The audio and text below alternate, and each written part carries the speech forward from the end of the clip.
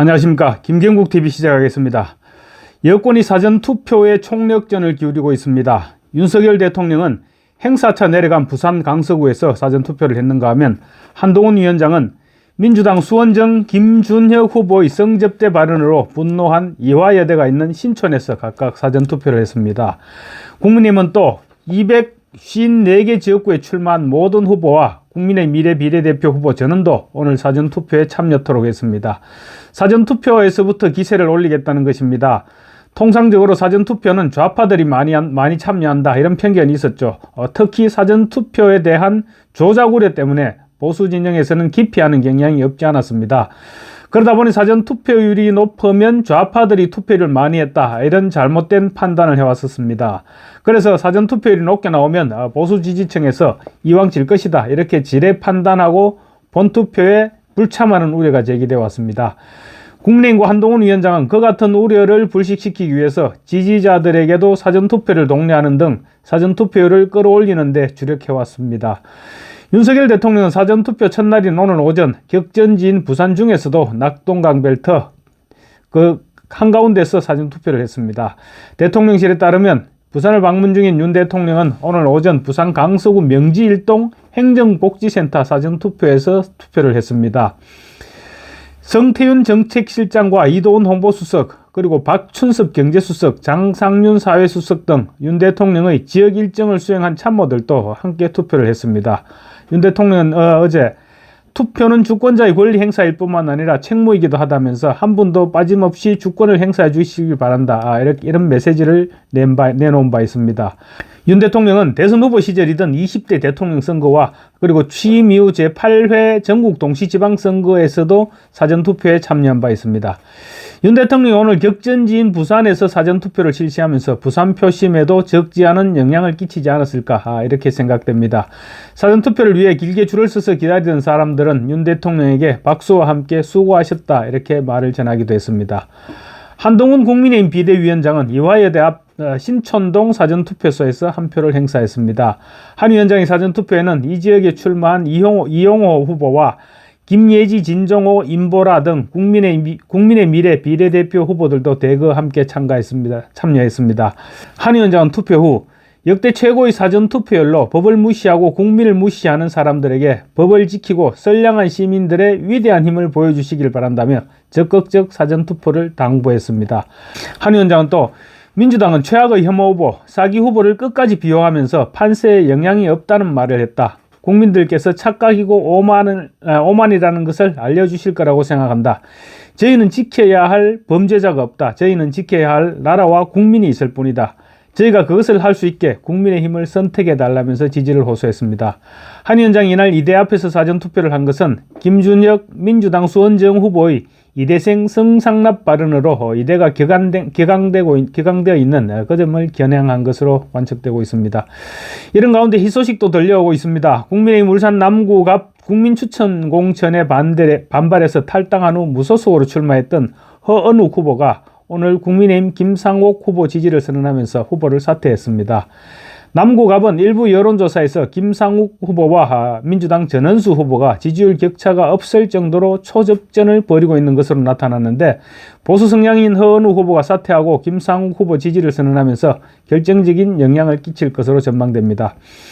국민의힘은 접전지인 울산 남구갑에서의 보수 후보 단일화에 반색하면서 부산 수영구를 비롯한 타 지역에서도 보수 후보 단일화가 이루어지기를 기대하고 있습니다.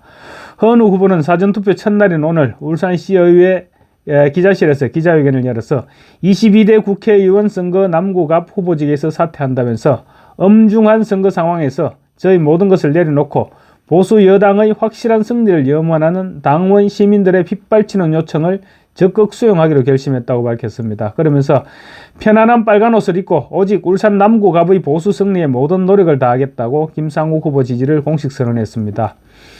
이에 대해 국민의힘 중앙선대위 공보단은 논평을 통해 윤석열 정부와 여당의 승리를 염원하는 시민과 당원들의 뜻을 받들고 숙고 끝에 내린 허은우 후보의 결정에 깊이 공감하며 국민의힘은 그 뜻이 헛되지 않도록 더욱 열심히 뛰겠다고 허은우 후보에게 고마움을 전했습니다. 그리고 또 민주당 수원정 김준혁 후보의 막말이 하루도 건너뛰지 않고 터져나오고 있습니다. 이번에는 박원순 성추행 피해자에 대한 2차 가해 논란이 벌어지고 있습니다. 김 후보는 지난해 7월 페이스북에 참 그립습니다 라는 글씨와 함께 활짝 웃고 있는 박원순 전 시장의 사진을 올리면서 제가 반드시 시장님의 명예회복을 할 것입니다 라는 글을 남겼습니다. 일회성 성상납을 비롯한 여성 비하와 그리고 온갖 외설스러운 과거 발언으로 빚어진 논란들이 가라앉기도 전에 고 박원순 전 서울시장의 성추행 사건 관련 2차 가해 의혹이 제기되면서 논란은 더욱 심해질 것으로 보입니다. 김 후보는 성추행 혐의를 받은 뒤 스스로 목숨을 끊은 박 전 시장의 3주기인 지난해 7월 9일 자신의 페이스북에 박 전 시장을 추모하는 글을 올리면서 제가 반드시 시장님의 명예를 회복할 것이다 이렇게 적었습니다. 김 후보는 그러면서 사랑하고 존경한다. 박원순님은 저의 스승님이다. 저는 사람들의 아름다운 공동체를 위해 평생을 헌신한 그분의 진실된 삶을 존경하고 따라 배우고 실천하고자 한다. 박원순님의 영혼이 하늘에서라도 평안함을 누리기를 진심으로 기원한다라고 적었습니다. 명예회복을 운운한 김 후보의 해당 글은 박 전 시장에 대한 애도의 뜻과는 별개로 2차 가해의 소지가 있다는 지적이 불가피해 보입니다. 정광재 국민의힘 대변인은 김 후보의 여성관이 계속해서 문제가 되고 있는데 박 전 시장의 명예만 있고 피해자의 심경은 헤아리지 못하는 것인가 이렇게 지적했습니다. 2021년 서울시장 재보궐선거 민주당 경선에 나섰던 우상호 의원은 그때 당시에 박원순 시장은 롤모델이다 이렇게 발언했다가 피해자 2차 가해 논란으로 문매를 맞고 결국 후보직을 경선에서 패한 바 있습니다. 우상호 의원은 당시 페이스북에 박 전 시장의 무고함을 주장하는 박 전 시장 배우자 글에 동조하면서 박 시장은 혁신의 롤모델이다. 박원순이 우상호고 우상호가 박원순이다. 박원순 시장의 정책을 개선하고 그의 꿈을 발전시키는 일 제가 앞장서겠다 이렇게 적었었습니다. 이에 피해자 측 법률 대리인인 김재현 변호사는 당시 우 의원의 글을 읽은 피해자가 결국 또 울음을 터뜨렸다. 내게 참 잔인한 것 같아요 라고 말했다고 전했습니다. 여성단체는 우 의원의 선거 캠프 앞에서 기자회견을 열고 피해자에게 사과하고 서울시장 후보에서 사퇴하라 이렇게 촉구했습니다.